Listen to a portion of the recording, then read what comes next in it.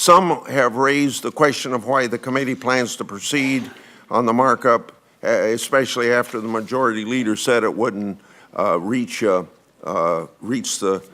wouldn't be brought up in the Senate. I answered this question, I'll bet 10 times.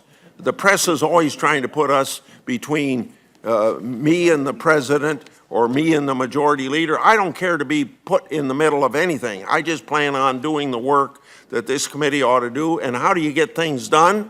You get it done by moving a slow pace through the various steps you go to get there. Obviously, the views of the majority leader are important to consider, but they do not govern what happens here in the Judiciary Committee.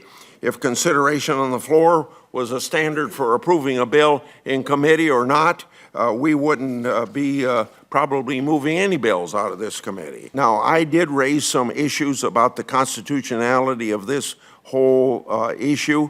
I've expressed my own concerns about the bill.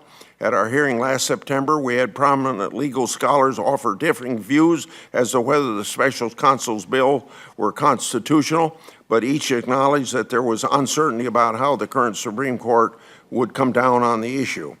It's appropriate for members of the Judiciary Committee to discuss constitutional issues with potential legislation, but it's also important to acknowledge the fact that we're senators, not judges or presidents, though some of this in this room might like to be one day. And I really want to thank these 4 senators.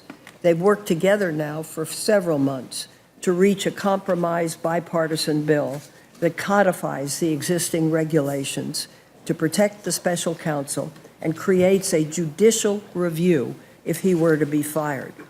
I support this legislation and hope Leader McConnell will reconsider giving it floor time. At the very least, if it's passed out of this committee, it's ready and it could go at any time on the floor.